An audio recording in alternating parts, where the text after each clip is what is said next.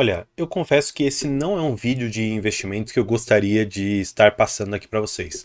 Até porque essa guerra que nós estamos presenciando, ataques bastante massivos contra a população, que realmente acaba se tornando uma vítima de um grupo extremista que, a meu ver, acaba até sendo terrorista, traz de uma certa maneira volatilidade para os nossos mercados. E eu vou passar aqui com vocês de uma forma bastante ampla alguns dados que eu acredito serem bastante razoáveis de você ter em mãos na hora de investir.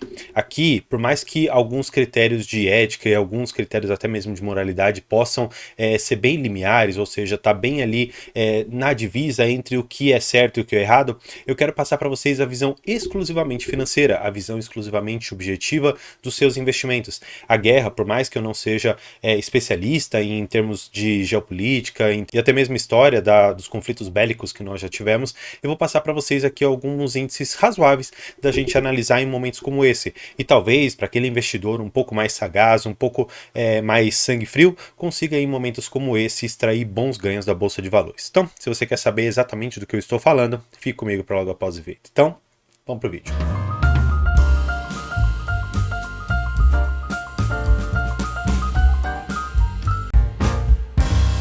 Bem, para a gente iniciar, eu quero trazer com vocês um pouco de um racional que eu assisti numa série chamada Billions. Basicamente, e não é um spoiler aqui, porque esse é um dado extremamente secundário para toda a série, um dos protagonistas, ele traz ali que no 11 de setembro, lá no ataque das Torres Gêmeas, ele conseguiu ganhar muito dinheiro. Como que ele conseguiu fazer essa fortuna? Ele apostou na queda de algumas companhias do setor aéreo e foi exatamente o que aconteceu. Essa pessoa, consequentemente, acabou, através de uma tragédia, conseguindo extrair muitos e muitos ganhos da Bolsa de Valores.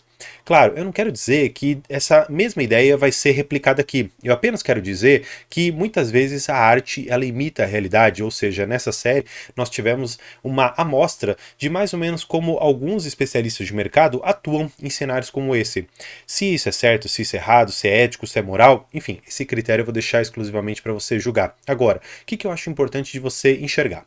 Nós já sabemos que Israel, por mais que não seja um dos maiores produtores de petróleo que nós temos, ele ainda assim é um player relevante.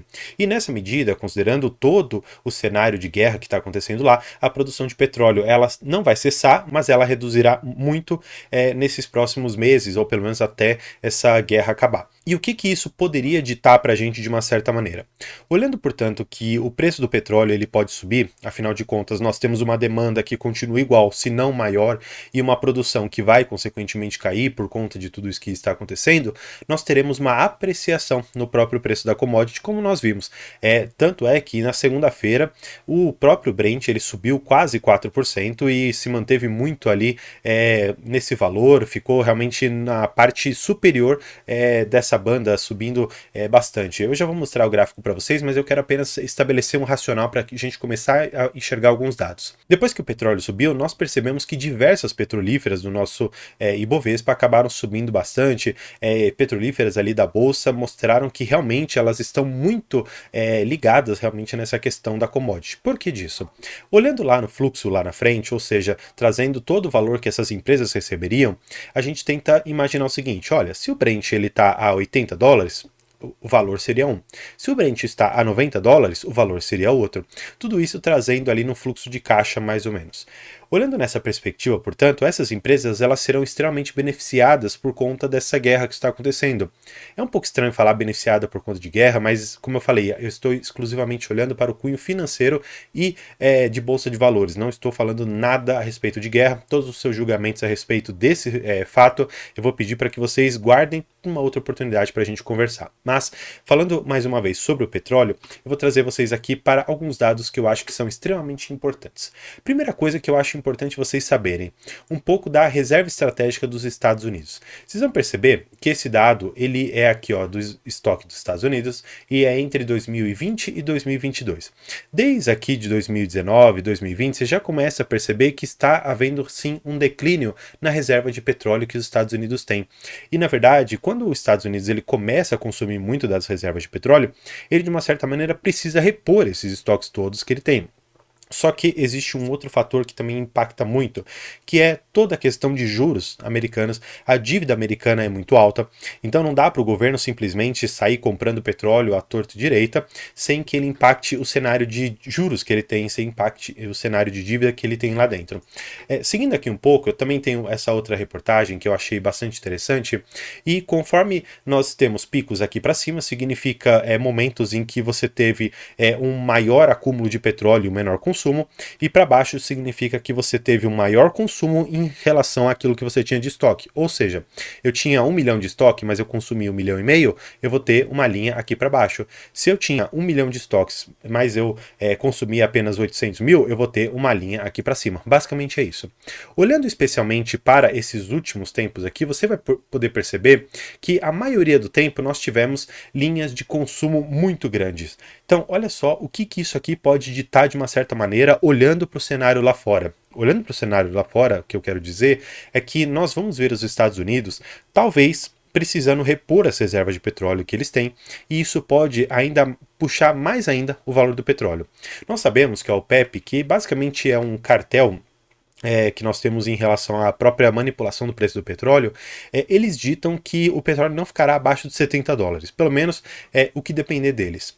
Olhando nessa perspectiva, portanto, 70 dólares seria o piso que nós temos. No entanto, nós não sabemos qual é o teto, afinal de contas, o teto está muito mais relacionado com questões geopolíticas e com algumas questões regionais. Então, falando em questões geopolíticas, eu posso dizer para vocês que a Rússia, que é uma grande produtora de petróleo, agora então Israel, que é uma produtora razoável de petróleo, mas que ainda não tão grande quanto a Arábia Saudita e até mesmo a Rússia, e aí nós temos também o Brasil, que tem uma importância grande, até mesmo por conta do pré-sal, mas ainda assim é um dos players mais intermediários para baixo da cadeia em termos de produção. O que eu quero mostrar de uma forma global aqui para vocês? Eu quero mostrar que algumas das principais fontes produtoras de petróleo, especialmente ali a Rússia, passa por um conflito, e agora também o Israel, que vai passar por um conflito, vai pressionar ainda mais o preço do próprio Brent. No geral, para as empresas petrolíferas, nós teremos aqui um certo ganho na medida em que o Brent ele estará mais caro. E olhando para todo esse cenário, você viu, e eu vi também, que a PetroRecôncavo, a Prio, elas lideraram altas aqui de 8%. Você pode ver aqui na notícia que eles trouxeram que basicamente aqui, ó, PetroRecôncavo e Prio subiram 8,7%, a Petrobras subiu 4,3%, até um determinado ponto do pregão, a 3R já estava subindo ali na casa dos seus 6%. Ó, a Vibra Energia, por mais que ela não seja diretamente uma extratora ali do petróleo, mas ela ainda assim faz a distribuição do combustível, subiu 2%. Então, olha só o quanto que você estar posicionado em boas empresas pode, em certa maneira, fazer com que você tenha um baita ganho patrimonial. Imagina a pessoa que comprou há poucos dias atrás Prio, PetroRecôncavo e subiu quase 9%. Claro, talvez seja o primeiro passo de um salto grande ainda que essas empresas vão ter. No entanto, eu acho que é importante a gente ter pelo menos a perspectiva de quanto que nós teremos de oscilação na própria commodity e no valor dessas empresas. Trazendo vocês aqui um pouco para o gráfico, eu estabeleci aqui algumas linhas que eu acho que são importantes de você saber. Eu, particularmente, tinha um estudo que o petróleo estava exatamente nessa tendência de baixa. Eu imaginei que o petróleo realmente ia estacionar aqui nessa faixa dos seus 70 dólares, que era mais ou menos o preço que, por diversas vezes, bateu aqui nesse suporte. Suporte que eu quero dizer realmente aqui na parte dos seus 70 dólares. Olha só quantas vezes bateu. Bateu 1, 2, 3, 4 vezes praticamente. Então, realmente é um suporte muito grande na casa dos seus 70 dólares. Imaginando, portanto, que esse daqui seria o piso, e que as empresas elas não permitiriam que o valor ficasse abaixo, eu então achei que seria interessante talvez olhar muito mais para o petróleo e imaginar que, tocando nesses momentos aqui, eu poderia me expor ao petróleo diretamente através de um ETF, ou eu poderia me expor através de alguma das empresas que tem uma sensibilidade boa ao valor do Brent. Talvez não mais a Petrobras, porque ela fez a descorrelação da paridade que nós tínhamos, mas algumas outras como a Prio, a 3R e até a PetroRecôncavo ainda possuem essa mesma correlação, tá? Olhando aqui para esse próximo canal, eu verifiquei que aqui na parte de mais ou menos os seus 76, 77 dólares, o próprio Brent trouxe essa alta bastante robusta. Claro, nós tivemos por conta desse conflito um valor bastante expressivo de subida, que ele subiu aqui basicamente os seus 3,4, 3,5% nesse último pregão. E o que eu imagino? Eu imagino que esse cenário ele perpetuará por um certo período. Perpetuando por um certo período, isso vai impactar sobremaneira as nossas taxas de juros. Por quê? Pensa comigo. Se você tem um petróleo mais caro, o que isso vai gerar? De uma certa maneira, o petróleo utilizado ali no diesel, no combustível em geral, ele vai impactar na mercadoria que chega na sua casa. Na mercadoria, tanto do setor alimentício, como de tecnologia, quanto de bens de consumo em geral. E isso faz com que questões inflacionárias sejam ainda mais estressadas. E não sou eu exatamente que estou dizendo isso. Quem está dizendo isso é a nossa taxa de juros futura. Você vai poder perceber que o DI futuro, que é o DIF 2027, que eu puxei aqui para vocês, ele estava nessa trajetória de baixa. E desde que alguns conflitos começaram a acontecer, alguns estresses políticos começaram a acontecer ali em agosto, setembro, nós tivemos esse aumento aqui na nossa taxa de juros. Saindo ali da casa dos seus basicamente 10% de juros e subindo aqui para casa já dos seus quase 11%. Sim, é algo muito importante, porque 1% na nossa taxa de juros futuro, considerando toda uma técnica de trazer a valor presente o valor das empresas, o quanto que as empresas deveriam valer, isso impacta muito o valor de cada uma das empresas. Por isso que nós estamos experimentando quedas bastante robustas no nosso Ibovespa desde então. E como que a gente pode metrificar, mais ou menos, o que está acontecendo no mundo, o que não está acontecendo? Para isso, eu tenho um indicador que se chama o VIX, ou o Índice do Medo. Basicamente, é um indicador que mostra a volatilidade dos ativos e conforme você percebe que há uma grande fuga de capital da bolsa, esse índice aumenta porque mostra que as pessoas estão com medo. Conforme esse índice ele cai, mostra que as pessoas estão colocando mais dinheiro na bolsa de valores e que exatamente por isso as pessoas estariam mais otimistas, mais bullish, como eles colocam nos Estados Unidos. Para a gente analisar esse gráfico, eu vou trazer um evento que todo mundo sabe, que é o Covid. Aqui em 2020, olha só o que aconteceu com o VIX. Tá vendo isso aqui? Ele subiu muito, o que significa, de uma certa maneira, como eu expliquei para vocês, que o medo das pessoas estava muito grande, que o saque de dinheiro também ficou muito grande. Para que a gente não pegue essa distorção num índice do medo realmente muito alto, eu vou colocar aqui no prazo de um ano. A gente poderia até reduzir um pouco, colocar deste ano apenas, e a gente vai perceber que esse índice estava ali mais ou menos nos seus 12%, e ele subiu aqui para casa já dos seus 19%. Parece pouco, mas quando você percebe toda essa movimentação aqui, você pode puxar um pouco para o que aconteceu na nossa bolsa. Ó, só para que a gente estabeleça uma correlação. Lembra o que aconteceu ali nos meses de maio, junho e julho? A nossa bolsa ela saiu ali da casa dos 100 mil pontos e foi tocar ali nos 120. Por que disso? Porque você vai perceber que aqui mais ou menos em junho a gente estava ali com um medo bastante baixo, na casa dos seus 12, 14 mais uma vez, 13, e quando você começa a ter uma piora nesse índice aqui, você acaba tendo alguns momentos na bolsa em que você tem, para algumas pessoas, oportunidade e para outras um certo prejuízo. Por quê? Se você comprou muito caro em momentos talvez de otimismo, quando esse indicador ele reverte, ou seja, ele vai para cima, mostrando que as pessoas estão com mais medo, você acaba perdendo dinheiro se você entrou num momento ruim. Mas claro, essa daqui é uma oscilação de curto prazo. Apesar de toda essa questão bélica, toda essa guerra que está acontecendo, não só na Rússia, mas também agora em Israel, mostra de uma certa maneira que nós precisamos ser extremamente cautelosos com as movimentações que faremos em bolsa. Por quê?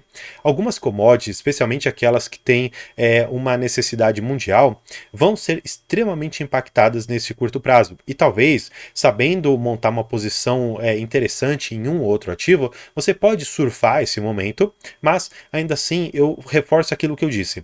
Nós temos as pessoas que numa guerra elas vão realmente sair prejudicadas por toda a destruição e algumas outras pessoas, até mesmo dentro da Bolsa de Valores, sairão ganhando por conta de movimentações mercadológicas que acontecem em tempos de crise como esse. Claro, eu acho muito importante, e aqui eu já deixo meu registro, de quão negativa é toda essa situação de guerra, toda essa situação até mesmo de terrorismo que está acontecendo lá. E presto aqui minha solidariedade. Mas, ainda que toda essa situação, para mim, ela seja difícil de enxergar, difícil de vivenciar, eu preciso ser extremamente objetivo e claro para vocês, trazendo uma informação de qualidade a respeito da Bolsa de Valores. Porque aqui no canal eu quero mostrar como, em um cenário político estressado, nós ainda assim podemos extrair bons ganhos da Bolsa de Valores. Então, espero que você tenha gostado desse vídeo. Se você gostou, faço convite para você se inscrever aqui no canal e, gostando mais ainda, você tem a parte de membros, na qual você poderia ter a chance de conversar 1 hora comigo a respeito da sua carteira de investimentos, para a gente tratar sobre diversos temas, para a gente conseguir investir melhor e com mais qualidade. Então, espero que tenha gostado do vídeo. Por hoje é isso. Muito obrigado e tchau!